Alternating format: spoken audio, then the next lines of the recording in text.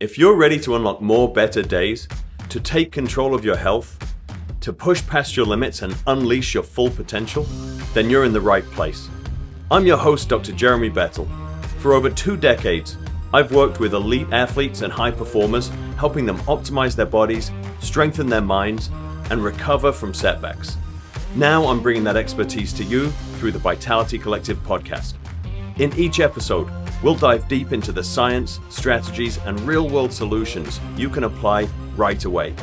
Whether it's enhancing your physical performance, avoiding or recovering from injury, sharpening your mental edge, or simply feeling your best every single day. With insights from top experts and thought leaders, this podcast is designed to help you take action, feel better, and live the life that you deserve. Welcome to the Vitality Collective podcast, where every day is vital. Welcome back, everybody. Today, I'm joined by Matt Blair, a high-performance educator, strength and conditioning coach, and cultural advocate from Aotearoa, New Zealand. Matt brings a unique perspective to human performance, blending Western sports science with the deep wisdom of Indigenous cultures. In this episode, we explore fah-kah-pah-pah, the Māori concept of ancestry and identity, and how reconnecting with where we come from can powerfully inform how we live, train, and lead. We also discuss cultivating flow states, the role of ritual and community in longevity, and the ancient roots of practices like breathwork and mindfulness that science is only beginning to validate. This conversation is shared with deep respect for Indigenous cultures and with full acknowledgement that the wisdom we discuss has long existed outside of Western frameworks. We're not here to claim or simplify these teachings, but to honor and learn from them. Let's get started. Today, it is my honor to welcome my brother, Matt Blair, calling in all the way from New Zealand. And today we are going to talk about the influence of Indigenous culture on Western high performance mindset and how we can incorporate the wisdom and the lessons that are coming from these traditional cultures into these Western performance systems. And we want to approach this conversation with reverence, respect, and honor for these cultures. And, you know, this is a conversation we certainly don't take lightly. And it's one that we hope to do justice to. Matt, welcome. Thank you, Jeremy, and a huge honor for me to be invited to this podcast.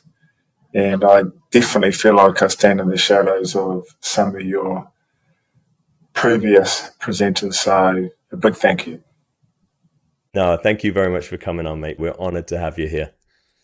So, Matt, I'd love for our community here to understand a bit more about your background and what brought you to your role here with Otago Polytechnic and into the high performance sports world. Well, it's I guess the short of a long story. It all stemmed from my passion with sport and activity, going right back to being a young man up in the Hamilton, Auckland area, and then coming down to Otago University, where at that time the Bachelor of Physical Education was the only tertiary provider in New Zealand that offered something that allowed you to study sport and related subject areas. So I came down to Dunedin. My brother was already here doing medicine. My father had done medicine down here. My mother studied nursing. My sister followed me to come and do medicine. So it's definitely a place where the family has come, and it's close to the heart of our whole family. The Otago University, now obviously I'm here at Otago Polytechnic at the Institute of Sport, Exercise and Health. So there's a long history, and doing undergraduate and then into postgraduate studies. So here I'm now doing a bit of research in the sport, strength and conditioning area, coordinating a postgrad diploma, helping with some master students, referring them on to the coordinator for that master program here in the sport department. And currently lead the New Zealand Strength and Conditioning Association, which is a new initiative. We're different to ASCA, Australia, UK SCA and NSCA in UK and the States We try to develop our own Kiwi, Aotearoa, New Zealand flavour within strength and conditioning. So that's exciting. It's a young organisation, and with that, it sits under the Sport Exercise New Zealand hub, which I'm a board member for. So I wear different hats. I do enjoy variety, but the essence is, a passion for sport and moving. I want to dig into the introduction of the scientific methodology into this human development, human performance world. And it really leans into that Western approach to developing athleticism. And I'd love to touch on some points around sort of the harder edges to this scientific approach. It's a very sort of right and wrong approach. How have you seen that evolve as we started studying more and more about human physiology and performance? When we take that scientific approach as a strength and conditioning coach, and we're using sports science technology, we're using methods, for example, maximum aerobic speed work, it is quite hard-edged. We get a metric and it says there's an improvement or not. But in reality, we do need to put soft edges with that, because a very small increment in a sports science metric could be indicative of quite a big change physiologically, or an improvement in the musculoskeletal system or neuromuscular function. Or it could just be within the standard plus or minus error of the measure. We don't know. So one thing I've focused on a bit, especially in the last year since coming back from our trip to Peru, is spending more time with athletes, getting them to consider simply how they feel. How does your energy feel? When you're lifting, how do you feel? Do you feel like those muscles are working? Where's the delayed onset muscle soreness? Is it in the muscles we're trying to target? As opposed to being wholeheartedly bent around the metrics too much. So it's trying to get that dance between that subjective feeling from an athlete along with what the metrics are saying. And they both can work together really well. It's just knowing how to steer it. And that comes, I think, to the craft of strength and conditioning. And it takes a lot of skill and a lot of time to be able to work with an athlete or a group of athletes and get that balance at a reasonable level. It'll never be perfect. Yeah. And maybe that's a big part of athlete flow, or even workflow as an S&C. Because if we're trying too hard all the time to get fitter as an athlete, or we're trying too hard as a coach all the time to be a better coach for the athlete, it doesn't become sustainable. Whereas when you have those flow moments where things just happen as a coach or the athlete as they're lifting or running, and it feels good, it used to be by chance, I think, back in the 90s or early 2000s. Yeah. Now with the advance in neuroscience, understanding the brain is quite plastic, has a neuroplasticity, we can actually have that flow happening more often just by the way we go about our work. Yeah. And I think, Matt, just to go back to that core idea of this Western approach where we have our technology and we have our measurements that the research has shown us are important, for example, in a sport like rugby, and we tend to really zero in on them. And all of our practice becomes around moving the needle on that number. And I think we had this conversation in our episode with Gary McCoy. We were talking about wearables and the proliferation of wearables into sport, but then now into the general population. And whereas we've got skilled practitioners like you and I in sport who interpret that data for the athlete, all of these wearables are now landing on the consumer with no real guidance on how to use these very specific numbers. And that was a big part of our conversation was don't let the data guide how you're feeling. Like the first check-in is here within yourself. How do you feel? Do you feel you're improving? and progressing towards your goal. So I love that evolution, and I do think it is a part of the craft and a part of the experience you build as a practitioner, where you have the confidence to move away from purely the numbers and realize they're guideposts versus, hard and fast rules. Yeah. Yeah, I mean, talking to Jim Cotter at Otago University, as a world-leading environmental physiologist, we've had good chats to him about.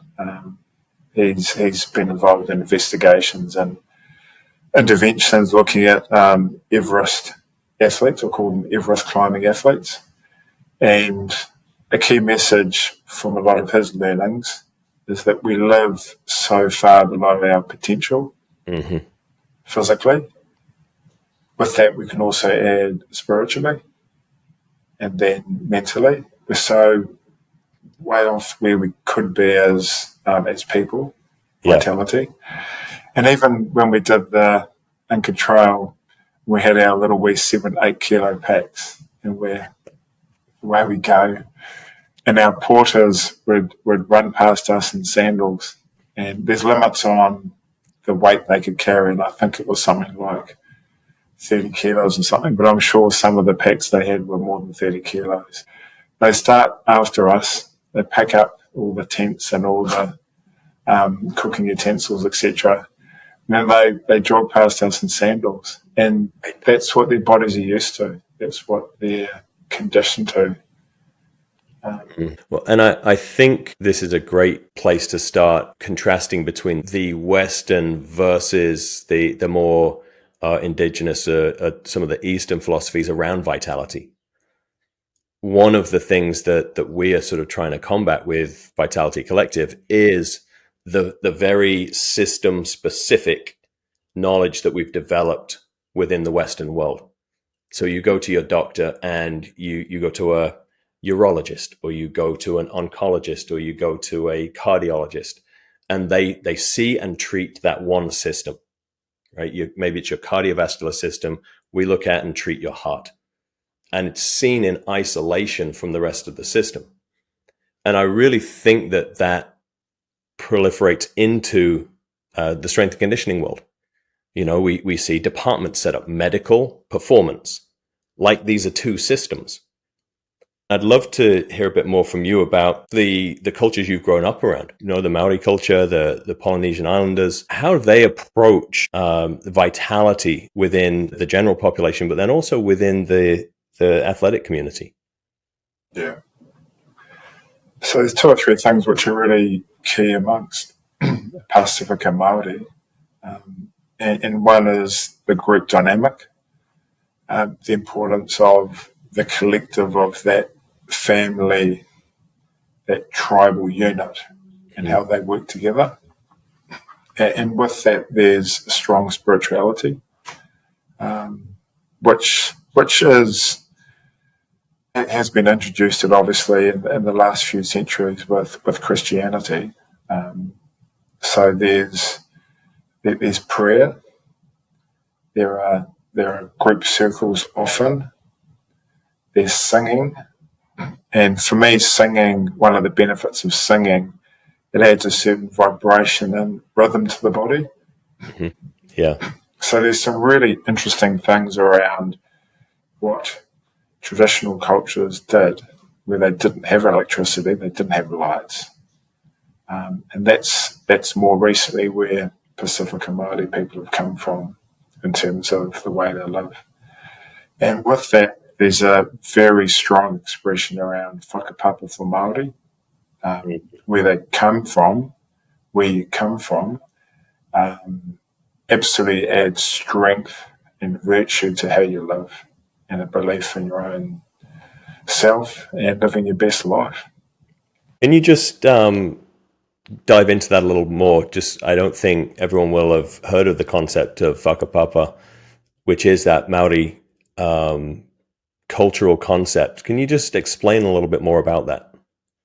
Yeah.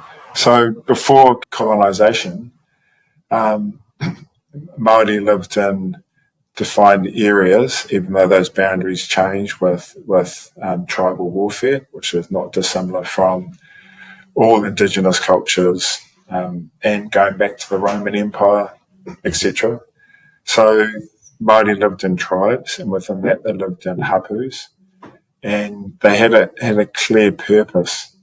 And we know the importance of intent and purpose in terms of vitality and how you live, on how living was done. And with colonisation, with the arrival of European, that was severely disrupted, and New Zealand is still going through a process of righting those wrongs. There was a treaty put in place, Te Tiriti o Waitangi was signed in 1840, and it was dishonoured on the original interpretation and understanding of the treaty. So as a country, we're still working through the correction of what was wronged from the treaty, which is a great thing. Obviously, it causes stress, certain issues within our current modern society. But for me, the fact that there is things being corrected is based on a document is a good thing. Yeah. So yeah, whakapapa is where you're from, and I myself, have done a lot of investigating around where I'm from, up in Europe, way back, and it's a powerful thing. And it's recently I've been doing some work with Dr. Graziella Fake with the Optimization Hub, which is a global business. And Graziella is the creator of the 7 scales of optimization, what she did through her PhD studies. And the first step in optimizing yourself, we could replace optimization with vitality. Yeah. The first step for us all is to understand ourselves, our values, where we're from, and then you move through 5 scales until you get to the final step, which has been a powerhouse performer, whether it's a powerhouse performer in a relationship, personal working, powerhouse performer as a coach, strength and conditioning coach in this case, and a powerhouse performer as an athlete. It needs to wholly come from within. It's got to have that realization of who am I, what's happening inside me, can I connect with myself? And Craig White was excellent at that as part of the many teachings we had in our lead up to going to Peru not so long ago, April last year, and then through our retreat in the Sacred Valley and then walking Aotearoa. For me, it essentially boiled down to us all looking at ourselves. Yeah. More than just the Western look in the mirror and can you face the day and good things, but sort of quite surface. It's deeper than that. Yeah. And once you start doing that, it's hard. Yeah. Because stuff comes out. It's a struggle, don't we? It's like, oh my goodness. Yeah. Did I really think that? Am I that person? Yeah. But then suddenly, for me, it's taken a year, and it's ongoing.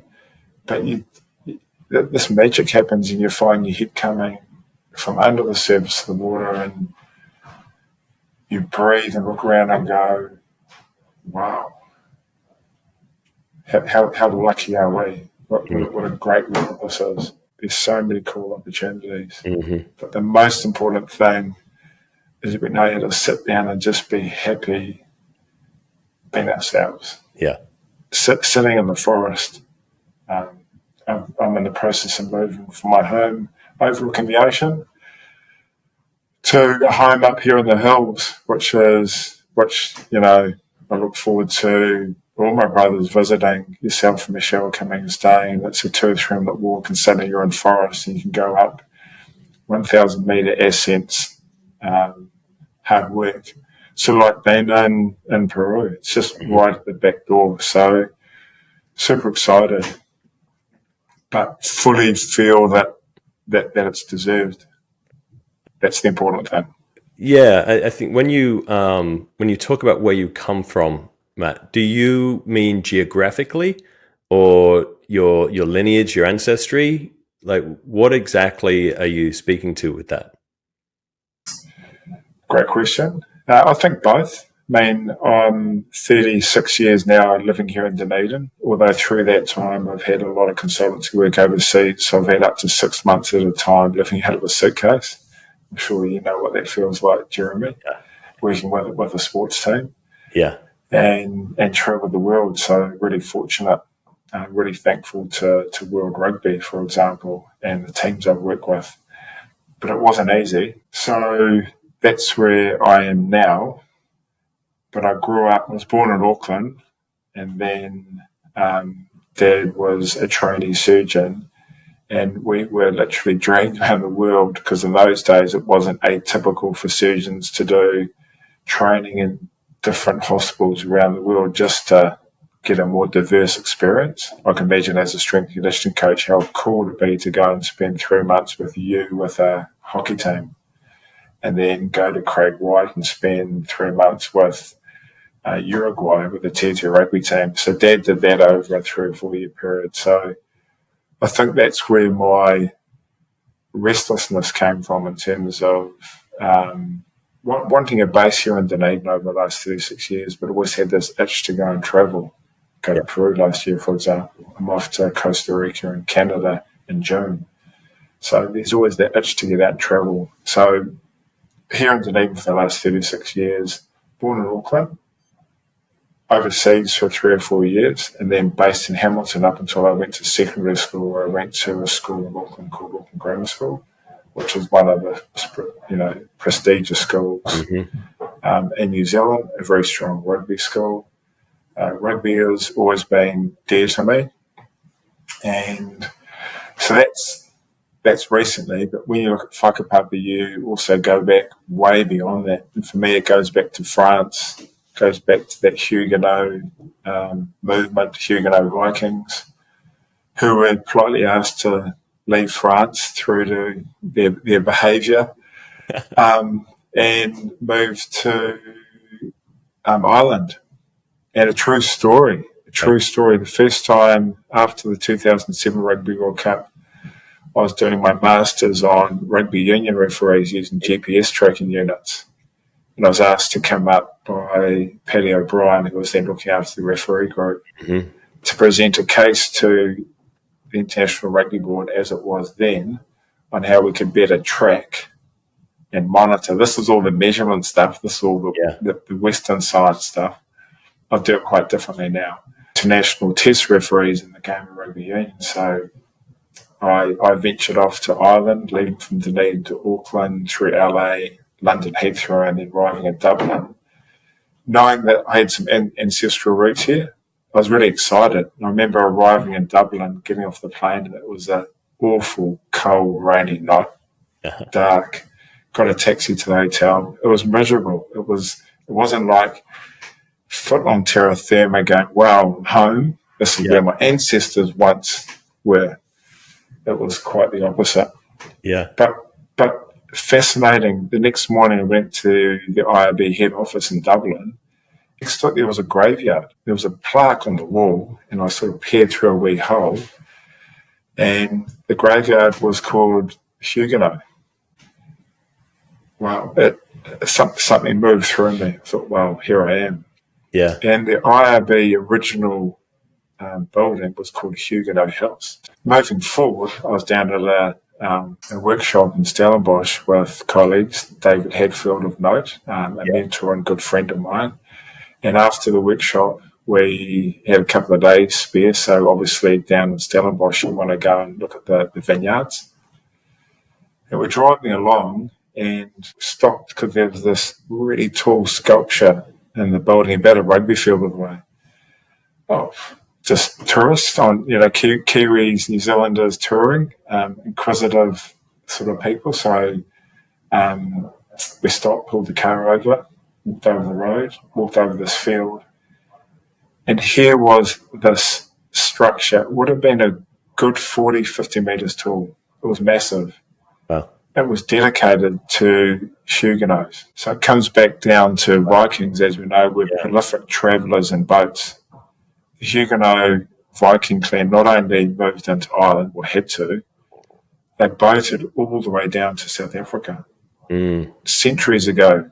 And this is pre-colonisation, Vasco da Gama, etc. So that's where I come from. I come from warriors who like to go and do things which are challenging, have a lot of energy for the fight, and will never give in. Mm-hmm. I love that. I love that lesson and this concept of whakapapa, of knowing yourself, know your history. But that really speaks to knowing your ancestral history and knowing what your people were about, helping to understand who you are now, where some of your drives come from. I love that, and that would be a lesson for me, for the people listening here, is understand yourself and then get to know your history, your ancestry. Because I think what a powerful thing to know, like you said, why you want to travel, why you want to do all these things in the world. And Dr. Graziella Fake's work is wonderful and it's cutting edge. And as we know, PhDs are centred around new things. But ancient people knew this thousands of years ago. Yeah. That if you know where you're from, it gives you power. Yeah. Power in the right way. It gives you direction. Yeah. It creates good feeling. Gives you purpose. Whereas Craig said to me one day, "Well, Matt, I don't really like the word goal. I much prefer the word intention, or what intent do you have?" I really like that, because goal is a bit extrinsic. It's a bit sort of Western-y. Intent is a bit deeper and a little bit more from who I am and where I'm going. And it relates to whakapapa. So whakapapa is something that Indigenous ancient cultures have always had. Whakapapa is definitely identified through literature now as being really important through the optimization hub. Mm-hmm. But ancient people knew that a long time ago. So we're really discovering what was already learnt without the benefits of modern scientific technology or thinking or literature. Yeah. And that's a wonderful thing. Mm-hmm. And something I think we can all learn from, in terms of being the best people we can and promoting vitality. Something I'd like to acknowledge, and then I'd like to ask you some follow-ups on that. First of all, I think that there's a lot of hubris in the Western scientific community, where now we acknowledge and promote the value of whakapapa because we've studied it. Essentially, Western civilizations have come in and colonized, and now we study these things, and so now it's a thing because we know about it. I think we must acknowledge that this wisdom has been known. Just because it's new to us doesn't mean it's new. And that's the purpose of this conversation, is how do we continue these learnings, not act like we just created them, and build them in and complement with what the Western community can bring from a scientific standpoint, but not claim and sort of own these concepts like they didn't exist before we got here. What has it done for you, this knowledge of your ancestry?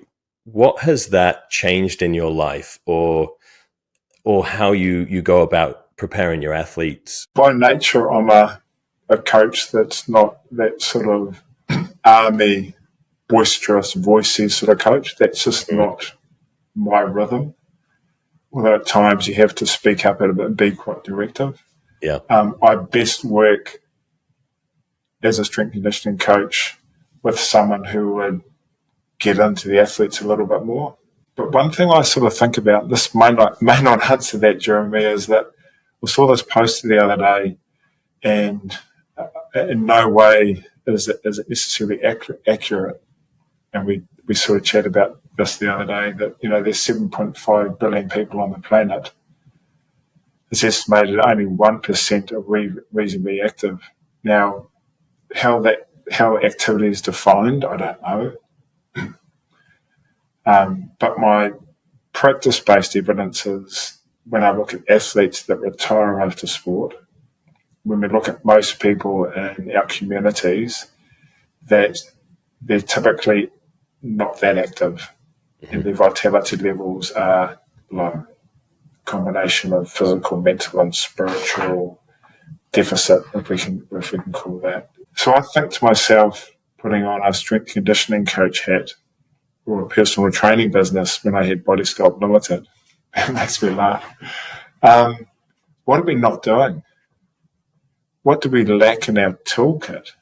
Yeah. That we're not actually getting people to sort of go deep within themselves to make life changes around routines of movement and eating well. What are we missing? Look, some of the things are obvious. We're living in a consumerism society where it's hard not to eat crap food because restaurants like McDonald's are so well marketed, as well as cigarettes were in the 50s and 60s. And the downside of smoking and its causal relationship with certain cancers. No one can argue with that. So I'm definitely on a bit of a journey at the moment. I was at the Highlander game the other week, and I bumped into a few of the players I used to work with in the 90s a lot of them got to All Black status. And one thing I'm interested in is, and I speak to them about it, they probably don't like it in some ways. I say, so are you looking after yourself? Are you keeping active? Mm-hmm. And actually, it's more important to me as an S&C coach, what are they doing after their career is finished around their vitality? Yeah. Because that's way more important than the sport, the competitions, the medals, the trophies, winning the tournaments. But then flip that over, if we sort of have that approach of that routine lifestyle change from within, that sort of intrinsic drive, which is your sports psychology, Western sports psychology talks about the importance of intrinsic drive. If they have this pure, well-centered, connected intrinsic drive, it's likely it's going to contribute to better high performance. Yeah. But more importantly, that means that once they stop playing or competing, they still want to keep moving. Yeah. A lot of us at that stage will have a young family and they want to take their kids for a walk or go mountain climbing, get into nature. That's as if not more important. And if we are aware of that as coaches, then maybe that 1% of the 7.5 billion will be much larger. Yeah, I have always described high performance as we get there through optimal health. If we build healthy, resilient athletes, they will perform optimally, and that the two cannot be disconnected. And I think the common thread here, all the way through whakapapa of understanding your ancestry, all the way through high performance, is community. So much of high performance and the reason athletes, I think, drop away after they're done is because they lose their community, they lose their connection. And what we are now understanding in the Western world is the connection piece in longevity and vitality. We see that if you're morbidly obese and lonely, you will live longer if you get into a committed and deep community where you are connected in a meaningful way than if you lose weight. Of course, we would love you to do both, but it shows and it really speaks to the power of feeling a connection and feeling a community. So I think maybe that's something that we can learn from sport and help our athletes with, is how do we, when they're going to be removed from one community, how do we connect them to another and bring them into a community that's going to encourage them to continue, whether that's family or whether that's retired athletes. But out in the real world, in my work now, largely what I'm trying to do is keep people active so that they stay in community, because they go play tennis and pickleball and they swim and they do all these things. That means going to a club and seeing their community. So I think that's a really important part of know yourself, know your ancestry, and know your community. Yeah. And when you see that Netflix series, Blue Zones, I think Yes. there were 7 blue zones around the world, it illustrates all those things, those areas where people typically live to the age of 100 years or not far off. Yeah. All those whakapapa principles are there. They're not shifted off to retirement villages. They start at home. Everyone looks after each other. There's lots of energy put into preparing food, growing food, small bits of activity. They don't go to gyms. Gyms is not the answer. Right. They walk downstairs, walk upstairs.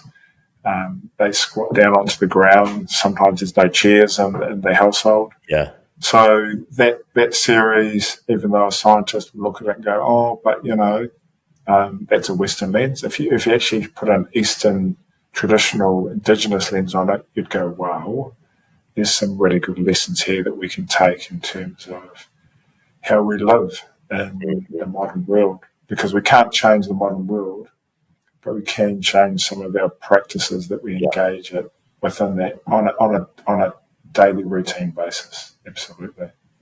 Yeah, and I think that connection as well, like, yes, we can't change the modern world, but we can change how we relate to it. And I think we can, and I'd like to talk about this. You mentioned nature. How living in harmony with nature, which is something that we understand from the Indigenous communities, how can we reconnect, and what is the importance of reconnecting into nature? Yeah. Yeah, great question. And it's really about the intent to create routines that, one, get us into nature, and two, get us listening to our own soul, our rhythm, and making some changes, but not too many changes. It might be one or two things. It might be one thing around the food and fluid we consume, and it might be just one thing around physical activity. But then look how we can create ceremony in our lives, getting groups of people into circles, and the power of that Indigenous circle and the energy, the great energy. We have that around the fire each night with Craig in Peru. And checking in with each other and having time to do that. And then with that, we're being present, we're being still, and it's so easy not to do that in modern living because we rush from one thing to the next. We sit down and quickly eat our breakfast. Whereas with Craig and all of us there in the Sacred Valley, and even on Aotearoa, there was a good 20, 30 minutes at mealtime, 3 times a day. Yeah. So actually chewing food, which is recommended from dietitians, but not many people do it. That's and go. Yeah. Yeah. And that makes a real difference. Mm-hmm. Yeah. They're looking at banning social media for under 16-year-olds in New Zealand, which is wonderful. Going to be difficult to enforce, but it's still the intent of the foresight of doing something which we know will be really, really helpful and healthy around our young people growing up here in New Zealand. Yeah. Yeah. And the impact on the developing brain, of off your phone and getting into nature. And a big part of disconnecting from our mobile devices, I struggle with this. It's one of my biggest struggles is being drawn into the phone. Mindfulness, breathwork, your awareness of the bodily sensations and what the impulses are. Maybe you're avoiding something, maybe you're reacting to something difficult. Can you speak a bit about what we've learned about breath control, mindfulness, and how you're integrating it? We had a little chat about it the other day, but how you're integrating that into the strength and conditioning that you're doing. Yeah, I'm the lead strength and conditioning coach for the Otago Academy of Sport, which is really a nursery for our southern zones. That's the bottom part of New Zealand athletes before they get into, for example, a high performance sport New Zealand program, which is then when they're considered as high performance athletes. So we're developing athletes for that, or sports that aren't in high performance sport New Zealand, like football, rugby league. We're preparing athletes for that next step. Mm-hmm. What we've done in our 2 gym-based strength and conditioning sessions Tuesday, Thursday evenings is we've set up a little wee tent in a room next to the gym, and invited, being the appropriate word, athletes to go and sit in there for up to 3 minutes before, during, or after a workout, and just try a simple nasal 3 to 5 seconds, out the mouth 3 to 5 seconds, and just be still. So if you come from a busy day at school or university or the Polytechnic, you can actually just get centered and present before you work out.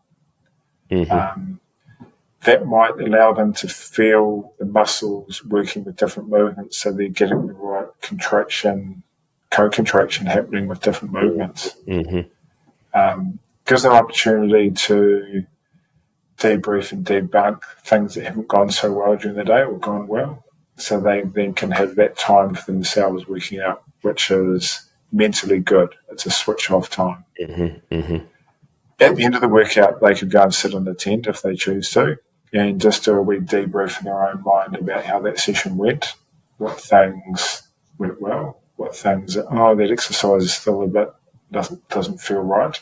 So when they leave the gym, they've done their debrief, they can forget about it. They can go back to their flat or back to their home or accommodation here in Dunedin and have some good food and fluid, and have a good night's sleep, do some study, but actually leave the session behind. So it's practicing that switch on, switch off. Yeah. Eventually what we want to do is put the tent in the working gym and ask the athletes to do the same thing with the music and noise of people working out, with the ability just to zone in. Yeah. And talking about West and Eastern approaches, that's nothing new from a sports psych approach in terms of being able to visualize, to focus on an activity. But again, if we go to the Eastern side in terms of old practice, that's what a lot of ceremony, being in nature, has allowed us to do, just to know how to centre ourselves and forget about the rest of the world just for the time being. Athletes are trying it, but these are young people in their late teens, 18, 19, and early 20s, so it's a little bit sort of, what's this guy doing? Yeah. Well, I think people aren't given permission to do it. When Michelle has done yoga with every group of athletes I've worked with, and particularly as we got into the professional levels, it was so abundantly clear that no one had ever given them permission to relax when they were within those four walls of the practice facility. They could never let their guard down. And so when we would put them through a yoga session and have them lay down for Shavasana at the end of the yoga session and just breathe and relax, guys would be asleep for 45 minutes. You wouldn't want to get them off their mat just because you'd never seen their nervous systems let go like that.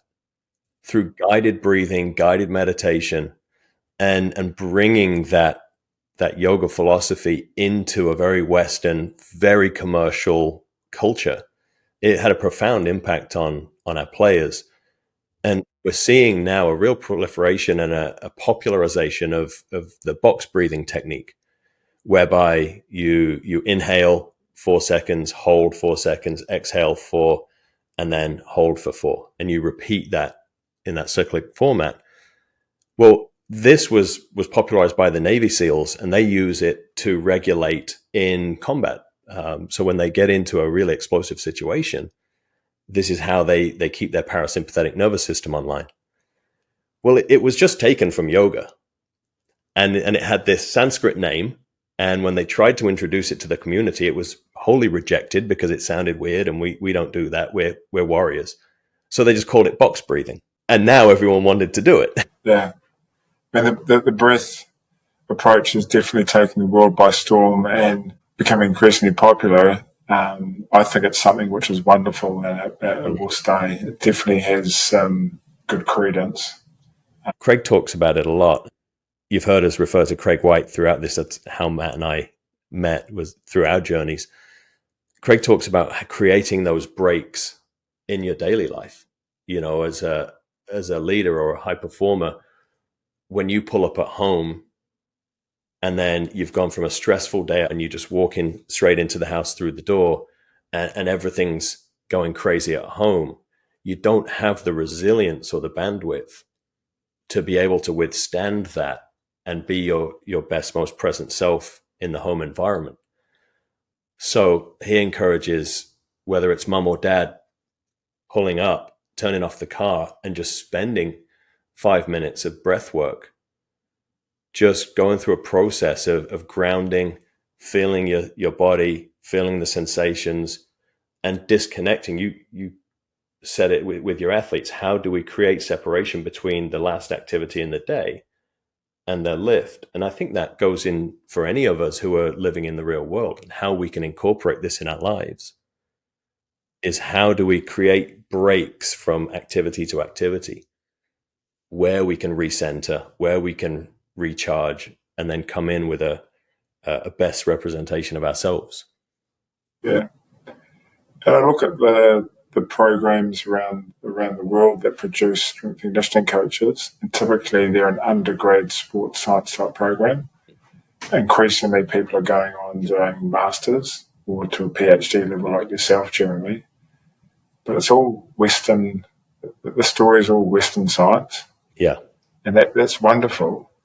But it's missing a caveat of, like, when you're working as a strength and conditioning coach, their central nervous system activity is as, if not more important than their neuromuscular. Well, obviously, the central nervous system controls your neuromuscular activity, but we learn nothing about how to manage our emotion in our central nervous system. yeah, And there's not a causal relationship, as I understand, when you look at the literature, between emotional state and injury. There's definitely a reasonable to high correlation. If you're emotionally unrested, or you're anxious or nervous too much, it's likely that there's going to be an increase in the incidence of some form of injury or illness, injury, soft tissue, similar to massive changes in training with the work that Tim Gabbett's done. I've never been, and I've studied up to a postgraduate level. We didn't have any learnings around how do we best manage our central nervous system, and the answer is breathwork can play a part in it, and in our spirit and our mind. So super important that, for me, working with athletes, that vitality tent, which is named after yourself and Michelle, and recognition of you guys, and the courageous journey you're taking. We know it's challenging. Is actually, and that's a word I took away from Peru, is the word actual. Am I actually being the best person I can today? Am I actually giving my best to what I'm doing? And then am I doing it in a sustainable way? Because working hard and top-class routines are super important for success, but we don't want to try too hard, because if you're a try-hard, it's not sustainable. Right. We want to bring some flow into what we're doing in our work.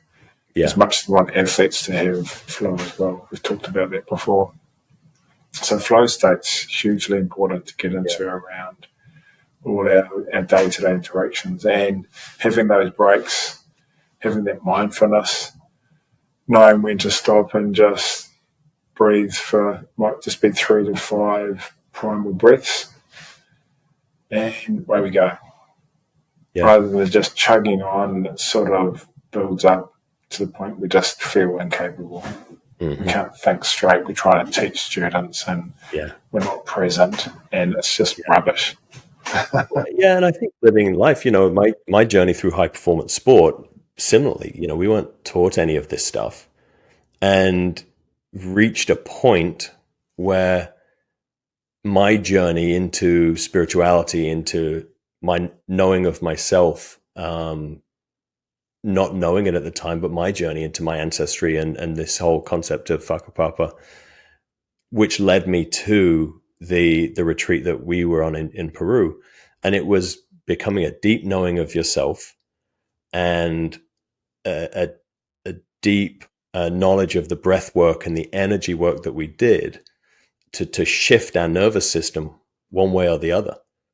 And it all came through knowing yourself, knowing what you've been through, where you came from, and how do we control that sensation through the breath and be comfortable sitting with those sensations.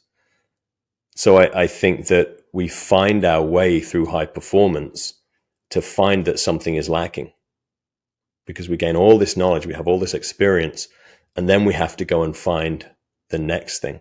And that's what the experience has brought me to, is with men like yourself, is how do we find that next level in performance and bring this into our daily practices, where it really does shift how we approach our life and our work. Yeah, and it's like when you look at high-level competitive sport, you look at those big games where it goes down to the wire in whatever sport, team sport, or you look at the 100-metre final, it's distances like that. Yeah. After years of training, something subconscious takes over. Mm-hmm. And you hear athletes talking about they weren't quite aware of what's going on, or I can't remember the final phase of play in that rugby game, but we won, we raised the trophy, and I'm happy. Yeah. So in those moments where something else takes over, I'm absolutely convinced that we can train that better, our subconscious mind, and these old practices are pivotal amongst that. Yeah. As simple as sitting in the bush for 5 minutes and breathing and knowing how we feel. Maybe the vitality tent, I'm hoping, will emerge and athletes will take ownership over time. Some of them may not actually do it until they leave us, because it might take them that long, because we're really sowing seeds. It might take until their first year with the New Zealand rowing crew, getting ready for the Olympics 5 years later, that the seed goes, I get that. They've seen something on social media. We've spoken to someone else. Oh, we tried that in Dunedin, but I still went, it's a bit odd. But we're sowing the seeds. Yeah. And that subconscious, well, for all those athletes, will be trying to work out what's going on. Yeah. And then a portion of them, yep, I'm in there. I'll give it a go. And then a smaller portion, not too sure, but I'll still try it. But a lot of them, 70, 60% of them are still like, that's okay. It's only by invitation. And we're trying to create a really healthy buffet. And we want you, to know yourself and make the steps of deciding what you're going to do. Yeah. So it's sort of non-directive teaching. It's sort of that skate park theory around teaching, where you go down to a skateboard bowl. There's no one there with clipboards and measuring, smart speed devices and measuring speeds and turns. And here's a video replay on that trick down the rail. There's none of that. But you go look at the skill level. You go look at the enthusiasm. You go look at the teaching and coaching amongst themselves. So some of the older kids that have been doing it a while, it's been 2 minutes. I'll just try and flick it this way. I'm convinced that there's more room for that in our coaching and strength and conditioning coaches. We tend to try and make it too controlling. We do this, we measure that. There might be a couple of options for that haphazard movement. There should be an element of play right through all levels of that performance pathway. Mm-hmm. Yeah, I couldn't agree more with that, and especially around that next level of emotional control. When you hear about, and I'll apply this again to our listeners who might not be professional athletes, when you hear in business about the top performing businessmen, Warren Buffett talk about it, Ray Dalio talks about it, super successful guys in the financial world. Warren Buffett talks about his ability to not react emotionally to the market and make smart decisions. Ray Dalio talks about the critical importance of meditation to him in his success in his business. And so I think the difference between a high performer outside of sport and high performer in sport really is minimal. It's just the expression of what high performance is to you. And so, Matt, with that, I would love to wrap up with 3 takeaways for people starting a journey into incorporating a bit more of these softer edges, a bit more of the Eastern approach to life, where would you start? What are 3 things that people can go away and do today? Understand where you're from. What are your values? And our values are being challenged big time in the modern world. There's so much temptation for poor business practice, for dishonouring people close to us, our partners, our family members, let alone our work colleagues and friends. So establishing that is the first step. Once we establish that, we then can look at ceremonies and routines we have in our daily practice. And they need to be completed regularly. Mm-hmm. It will require struggle. It won't be easy. But have belief that it will come to a point where you'll get the rewards and then reset and then continue the journey. I think I'll leave it at that. I think that's enough. Yeah. We don't want to create a rigid container of 3 things. Yeah.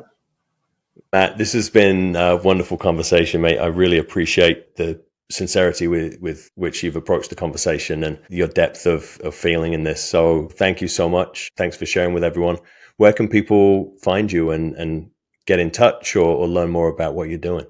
Well, I'm a staff member here at Otago Polytechnic at the Institute of Sport, Exercise and Health, and it's a teaching job that I thoroughly enjoy. It's inspirational being around young people with the energy, and it's also a job that allows me outside of those hours to do a little bit of consultancy work with not Polyscope Limited, but Time for Change New Zealand Limited. Yeah. So the easiest way to get hold of me would be through my email address, Matt Blair, MATT Blair, BLAIR 2971 @gmail.com. Right. Or I can be found on LinkedIn. Excellent. Well, we'll make sure we put both of those in the show notes so people can reach out, because I think there's just so much value in what you're bringing to this work, Matt. Yeah. Thank you so much again for having me, Jeremy. And I hope there's something in what we discussed that people listening to can take away 1 or 2 things that it can help with their time. That'd be great. I know they will. Thanks so much for coming on, Matt. Really appreciate you. Thank you. That was an enlightening and deeply grounding conversation with Matt Blair on bridging Indigenous wisdom and high performance. Here are 3 takeaways from today's episode. Number 1. Explore your whakapapa. Begin a personal journey to understand where you came from, trace your lineage, reflect on your roots, and consider how your heritage influences your identity and behaviors.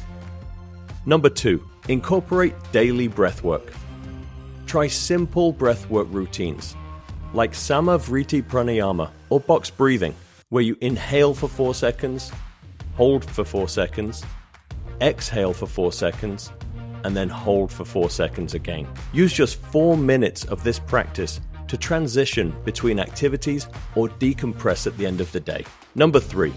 Create your own rituals. Introduce simple, intentional ceremonies into your day, whether it's a gratitude circle, mindful meal, or time in nature, to foster presence and emotional grounding. As we continue to explore the intersection of performance, health, and identity, it's important to approach these conversations with humility and reverence. At Vitality Collective, we're committed to learning from the wisdom that has always existed while offering evidence-based strategies to help you live fully and age powerfully. If you're ready to integrate personalized health strategies and strength-based longevity into your own life, visit www.vitality-collective.com to learn more. Thanks for listening, and we'll see you next time.